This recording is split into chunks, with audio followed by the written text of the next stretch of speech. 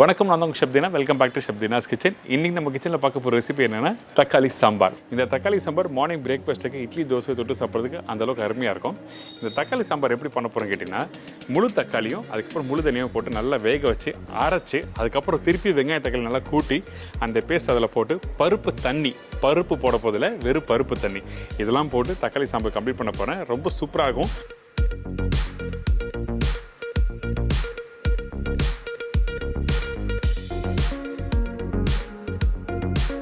அதுவும் பர்டிகுலர் நான் சொன்ன மாதிரி மார்னிங் பிரேக்ஃபாஸ்ட் இட்லி தோசை தொட்டு சாப்பிட்றதுக்கு ஒரு அருமையான ஒரு சாம்பார். நார்மலாக வீட்டில் என்ன பண்ணுவீங்க, சாம்பார்னாவே கண்டிப்பாக பருப்பு யூஸ் பண்ணி சாம்பார் கம்ப்ளீட் பண்ணியிருப்பீங்க. இன்றைக்கி பருப்பை யூஸ் பண்ணாமல் வெறும் பருப்பு தண்ணியும் இந்த தக்காளி வச்சு கம்ப்ளீட் பண்ணியிருக்கேன். ட்ரை பண்ணி பாருங்கள். இப்போ இந்த ரெசிபிக்கு தேவையான பொருட்கள் என்ன பார்த்தலாமா? தக்காளி சாம்பாருக்கு தேவையான பொருட்கள்: தக்காளி 6 நம்பர், சின்ன வெங்காயம் 15லேருந்து 20 நம்பர், பச்சை மிளகாய் 2 நம்பர், பூண்டு 10லேருந்து 12 பல்லு, காய்ந்த மிளகாய் 4லேருந்து 5 நம்பர், முழு தனியா 1 டேபிள் ஸ்பூன், மஞ்சள் தூள் 1/4 டீஸ்பூன், சில்லி பவுடர் 1/2 டீஸ்பூன், தனியா பவுடர் 1/2 டீஸ்பூன், கருவேப்பிலை தேவையான அளவு, கொத்தமல்லி தேவையான அளவு, கடுகு 1/4 டீஸ்பூன், சீரகம் 1/4 டீஸ்பூன், உப்பு தேவையான அளவு, நல்லெண்ணெய் சமைக்கிறதுக்கு தேவையான அளவு, நெய் 1 டேபிள் ஸ்பூன், வேக வச்ச பருப்பு தண்ணி 1 கப்பு, அதாவது பாசி பருப்பு தண்ணி. இதாங்க இந்த ரெசிபிக்கு தேவையான பொருட்கள். ஃபஸ்ட்டு நம்ம என்ன பண்ண போகிறோம்னா, இந்த தக்காளி சாம்பாருக்கு தேவையான மசாலா ரெடி பண்ண போகிறோம். நார்மலாக என்ன பண்ணுவீங்க, மசாலாவே வறுப்பீங்க, அப்படின்னா நல்லா வறுத்து அரைச்சி யூஸ் பண்ணியிருப்பீங்க. ஆனால் இன்றைக்கி நம்ம என்ன பண்ண போகிறோம்னா, நம்மக்கிட்ட இருக்க இந்த மசாலாவை வேக வச்சு அதுக்கப்புறம் அரைக்க போகிறோம். அதனால் முழுதனியாக பச்சை மிளகாய் தக்காளி போட்டிருக்கேன். தக்காளி 6 தக்காளி சொல்லியிருக்கல, அதில் 2 தக்காளி வேக வைக்கிறதுக்கு யூஸ் பண்ணுறோம். முழுதனியாகவும் தக்காளியும் வேகிறதுக்கு குறைஞ்சபட்சம் ஒரு 10 நிமிஷம் டைம் எடுக்கும். அதனால் நல்லா வேகட்டும். அதுக்கு பிறகு பார்த்தீங்கன்னா இந்த மாதிரி ட்ரையாக வந்திருக்கும். இப்போ இந்த மாதிரி வந்த பிறகு நம்ம என்ன பண்ணுறோன்னா அரைக்க ஆரம்பிக்கிறோம். கொஞ்சம் தண்ணி இருந்ததுன்னா அந்த தக்காளியும் அந்த முழுதனியோட ஊற்றி நீங்கள் அரைக்க ஆரம்பிச்சிக்கலாம். அப்படி தண்ணி கம்மியாக இருந்ததுன்னா நீங்கள் எக்ஸ்ட்ரா தண்ணி ஊற்றி அரைச்சிக்கலாம். அதாவது வேக வச்ச தண்ணி கம்மியாக இருந்தால். இதுக்கப்புறம் அரைக்கிற பக்கம் என்ன கேட்டிங்கன்னா, நல்லா ஃபைன் பேஸ்ட்டாக அரைச்சிக்கணும். நீங்கள் அரைச்சி முடித்த பிறகு பார்த்தீங்கன்னா இந்த தக்காளியோட அந்த வாசனை, பச்சை வாசனை போய் அந்த முழுதனியோட நல்ல ஃப்ளேவர் நல்லா கொடுக்கும். இதுக்கப்புறம் நம்ம என்ன பண்ணுறோன்னா தாளிப்பு போட்டு இந்த சாம்பார் ரெடி பண்ண போகிறோம். அதனால் இந்த மண்சட்டியில் கொஞ்சமாக எண்ணெய் ஊற்றிருக்கேன், நல்லெண்ணெய்.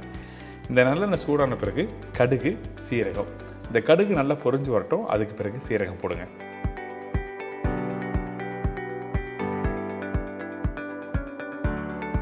இப்போ இந்த கடுகு சீரகம் நல்லா பொரிஞ்சிருக்கா? இதுக்கப்புறம் இந்த பூண்டு போட்டிருக்கேன், காஞ்ச மிளகாய். இந்த காஞ்ச மிளகாய் ஒன்றும் பாதியாக உடச்சி போடணும். அதுக்கு பிறகு இந்த சின்ன வெங்காயம்.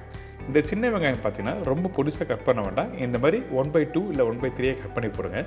ஏன் கேட்டிங்கன்னா, இந்த தக்காளி சாம்பார் ப்ரிப்பரேஷன் முடித்த பிறகு நீங்கள் சாப்பிடும்போது அந்த வெங்காயம் முழுசாக இருக்கும். இதுக்கப்புறம் பச்சை கருவேப்பிலை இதெல்லாம் போட்டு லைட்டாக வதக்க ஆரம்பிங்க.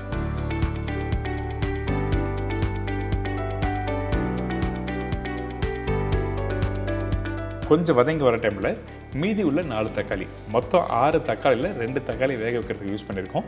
மீதி 4 தக்காளியை இங்கே பொடிசாக கட் பண்ணி போட்டிருக்கேன். ஸோ இப்போ இந்த வெங்காயம் தக்காளி நல்லா வதங்கணும். அதுக்கு பிறகு நம்ம என்ன பண்ண ஆரம்பிக்கணும்னா, கொஞ்சம் மஞ்சத்தூள் உப்பு போட்டு திருப்பி நல்லா வதக்க ஆரம்பிக்கிறோம்.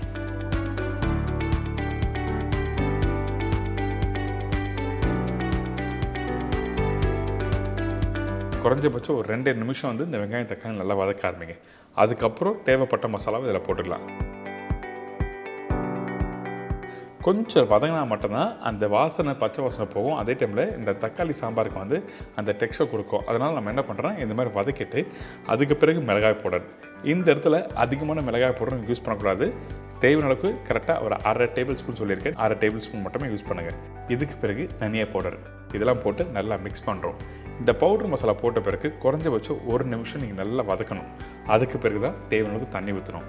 சில பேர் சில இடத்துல வந்து அந்த மசாலா பவுடர் போட்ட உடனே தண்ணி ஊற்றுவாங்க.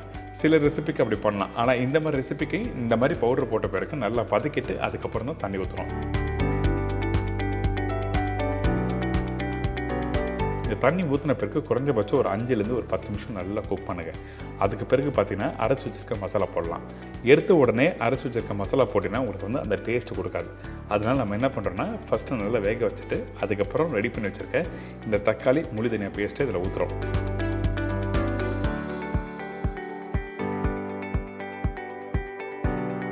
ஊற்றின பிறகு திருப்பி நல்லா மிக்ஸ் பண்ணுங்கள்.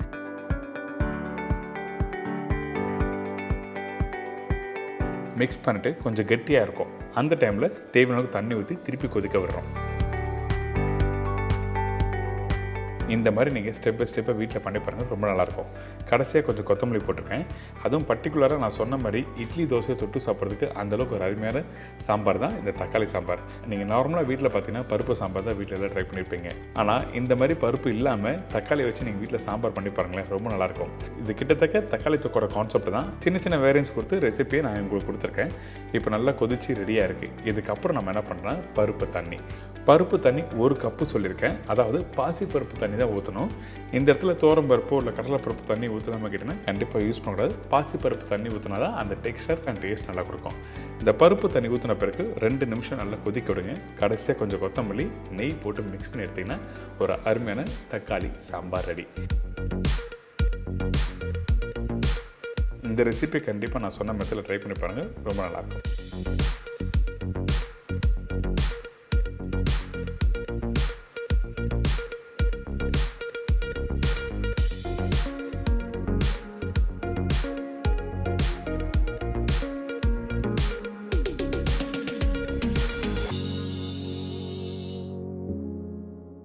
எனக்கு இந்த தக்காளி சாம்பார் எப்படி பண்ணலாம் தெரிஞ்சிருக்கும். கண்டிப்பாக ட்ரை பண்ணி பாருங்கள். நான் சொன்ன மெத்தடில் ஈஸியாக நீங்கள் வீட்டில் ட்ரை பண்ணி பார்க்கலாம். ஆக்சுவலாக பார்த்தீங்கன்னா தக்காளி தொக்கோட கான்செப்ட் தான். ஆனால் கொஞ்சம் சேஞ்சஸ் பண்ணி இந்த பருப்பு தண்ணியில் ஊற்றி கம்ப்ளீட் பண்ணி கொடுத்துருக்கேன். எல்லாருக்கும் பிடிக்கும். மறக்காமல் ஃபீட்பேக் கொடுங்க. இதே மாதிரி நாளைக்கு இன்னொரு சூப்பர் ரெசிபி சந்திக்கிறேன். நன்றி, வணக்கம். See you, bye-bye. Take care.